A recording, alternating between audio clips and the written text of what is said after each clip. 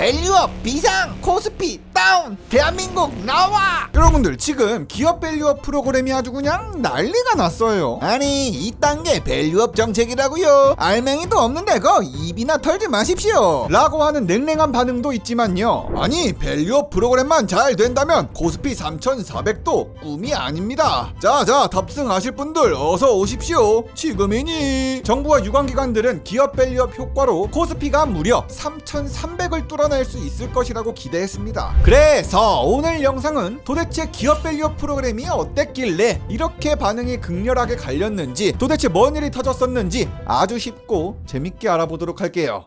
자, 일단요, 금융당국이 26일 한국 증시의 도약을 위한 기업 밸류업 프로그램을 내놨습니다. 한번 언박싱 하듯이 까보죠. 이 정책의 목적은요, 다들 아시겠지만 저평가받는 우리 대한민국 증시 코리아 디스카운트 한번 깨 부셔보겠다고 부랴부랴 내놓은 겁니다. 정부가 발표한 사안들은 이렇게 화면으로 보실 수가 있는데, 크게 보자면 올 7월부터 상장 기업들의 가치를 끌어올려 보겠다는 겁니다. 전체적으로 정부가 기업들한테 몇 가지 당근을 쥐어주면서 살살 꼬드기는 형국인데, 정부는 이렇게 얘기합니다. 기업 부담을 최소화시키면서도 기업들의 자발적인 참여가 확산될 수 있도록 가이드라인을 제공하겠습니다. 저희가 준비한 당근성 정책에는요, 우수한 기업에는 우대 정책과 세정 지원, 여기다 플러스로 밸류업 지수에 해당 기업을 끼워드릴 수도 있습니다. 인센티브가 좀 맞돌이긴 하죠. 네, 그렇습니다. 기업의 가치를 끌어올리는데 일조한 기업들한테 니네만 잘해주면 내가 세금 깎아주든 아니면 세금으로 지원금을 주든 열심히 해줄게, 도와줄게 라는 거죠.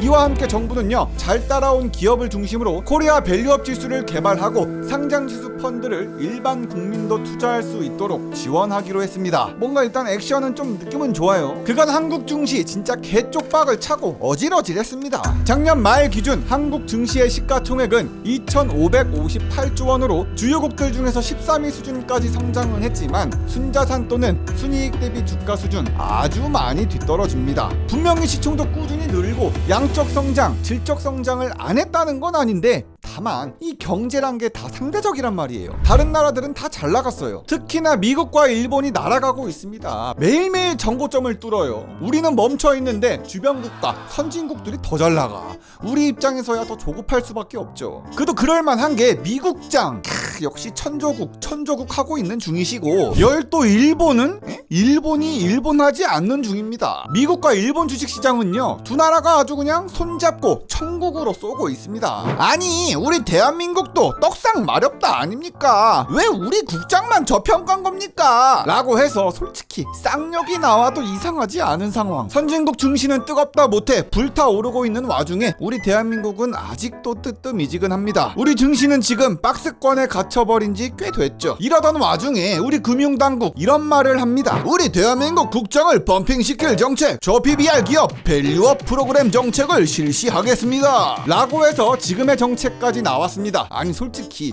08년부터 24년까지 약 16년이란 기간 동안요, 코스피 지수는 2000포인트에서 2600포인트 찍은 게 고작입니다. 600포인트면 그냥 30% 정도 상승밖에 안 돼요. 요것밖에 안 되는데, 나스닥은 08년도에 2300포인트였는데 지금 몇 포인트입니까? 16000포인트를 뚫었습니다. 나스닥은 전체적으로 7배, 8배 먹을 동안 대한민국 2배도 못 먹은 게 말이 됩니까? 2배도 못 먹는 건 아니잖아. 요새 제일 듣기 싫은 말이 미장은 진짜 신입니다, 국장 탈출은 지능순이고요, 이런 말들입니다. 투자자들의 신뢰가 진짜 바닥을 치고 있어요. 때문에 요새 국장 투자 안 하고 그냥 양도소득세 내더라도 미국 주식으로 눈 돌리는 사람들 겁나 많습니다. 이런 상황에서 정부는 기업 밸류업 프로그램으로 한국 증시 살려보겠다는 건데, 정부가 뭔가 액션을 취한다고 하니까 뭐 나쁠 건 없지 않나? 라고 생각하실 수도 있지만요, 시장의 반응은 정말 차갑습니다. 정부의 노력을 뭐 겁나 비벼본다고 해도 자본주의는 차갑다. 왜냐? 일단 첫 번째 내용부터 이거 진짜 벌써부터 어질어질해요. 우리는 여기에서 자율이란 단어에 집중할 필요가 있습니다. 정부가 요번에 발표했던 기업 밸류업 프로그램의 핵심은 기업 스스로 주가 부양에 나서도록 유도하겠다는 겁니다. 우리 대한민국은 상장사들이 기업 가치 제고 계획을 자율적으로 수립하고 자율적으로 이행할 수 있도록 도와드릴 겁니다. 이를 위해서 다양한 세제 방안 등 인센티브를 제공하는 것이 이번 프로그램의 골자지요. 저희는 일본은 절대로 기업들에게 의무 조항을 주지 않을 것이고 그들이 알아서 할 수 있게 시장 압력에 맡기는 방식을 택하겠습니다 라고 해서 반응이 이딴 식으로 하면 되겠냐라는 반응이 계속 나오는 거예요. 많은 전문가분들이 많은 언론에서 다루는 부분이 이 자율적인 참여, 자발적인 계획 수립, 자율적인 이행이에요. 에? 되겠냐고 솔직히. 너희 기업들이 알아서 계획 수립하고 이행하고 그걸 우리 정부가 잘 판단해서 세금 감면도 생각해 보겠습니다. 그 기준이요? 나도 뭘로? 뭐 제대로 나온 게 없어요. 아니 여태껏 저 PBR주 테마에 어그로는 겁나 시게 끌었는데 나온 게 없었습니다. 그렇다면 대한민국 정부가 내놓은 이 정책, 저 PBR 기업들 살리기 프로젝트 효과가 조금 있는 거냐? 네, 그렇습니다. 일단 선례가 있긴 합니다. 저 멀리 일본이 저 PBR 기업들 데리고 캐리한 적이 있거든요. 일본은 작년 2023년에 이 비슷한 기업 밸류업 프로그램을 썼고 이게 또 효과폼 미쳤다고 나왔습니다. 일본은 2023년 3월 당시만 해도 일본 주식의 PBR은 약 1.2배 정도로 잡혔는데요. 일본은 뭐 한국에 비해서 저평가를 그렇게 오지게 받진 않았지만 충분히 저평가를 받고 있는 상황이었습니다. 이때 일본 정부는 증시 한번 불태워 보겠다고 개혁을 냈죠. 일본은 저 PBR 기업들, PBR이 낮은 기업들을 대상으로 개선을 요구하거나 개선을 하지 않으면 심할 경우에는 상장 폐지시켜버린다고 아주 제대로 협박을 했습니다. 아, 우리 일본은 진짜 찐이라니까요. PBR이 1보다 낮은 기업들은 주가를 끌어올리기 위한 구체적인 방안 갖고 오시고 만약에 1보다 낮은 상태가 계속되기만 하면요 확 2026년엔 상장 폐지 목록에 올라갈 수도 있습니다. 처신 잘하시라고요. 일본은 이 정책 한번 실시해서 효과 오지게 빨긴 했죠. 2023년 하반기부터 일본 주식시장은 급격한 오름세를 보였습니다. 니케이 지수는 무슨 34년 만에 최고치 찍고 1990년대 버블 시절을 뚫네 많이 하고 있잖아요. 진짜 주식시장에 불이 붙었습니다. 일본의 기업 밸류업 프로그램이 잘 된 건 기업 입장에선 안 하면 손해였으니까 그랬습니다. 괜히 참여라도 안 하면 막 졸라게 불이익 주고 심하면 상장 폐지한다고 했으니까 압박을 시게 줬죠. 근데 대한민국은 어떻습니까? 애진작에 시장의 자율로 맡겼다가 여태까지 잘 안 됐는데 지금까지도 니네 자발적으로 해. 자율적으로 수립하고 자율적으로 이행하고 해. 알아서 잘하자.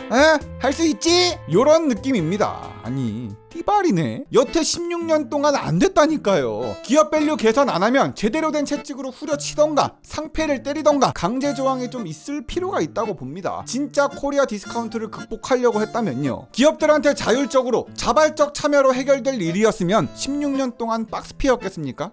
강력한 정책 나간다고 막 어그로는 시계 끌었는데 강력한 권고, 강력한 자율이었습니다. 너네 기업들 스스로 주식시장을 바꿔봐. 거듭 말씀드리지만 정책에서 찾아볼 수 없는 건 페널티의 부재입니다. 즉 밸류업 해봤자 크게 메리트 될 것도 없고 지금까지 했던 대로 해도 크게 디메리트도 없다는 거예요. 기업이 움직일 만한 당근과 채찍이 빠졌다는 거죠. 정부는 이렇게 얘기합니다. 기업 가치의 제고를 위해선 본인 기업들의 노력이 있어야 합니다. 그리고 페널티를 많이 주게 되는 식으로 정책을 만든다면 형식적으로만 하는 기업들이 생길 것이고 이에 페널티를 따로 넣지 않았습니다. 정부가 기업에게 페널티를 주면 기업이 부담이 많이 됩니다. 그래서 인센티브만 사용해서 기업들을 유도하는 게 유리하다는 판단입니다 라고 말했습니다. 근데 정부는 자율이란 말로 기업들한테 바통 터치한 마당에 주인공인 기업들도 좀 난감할 거예요.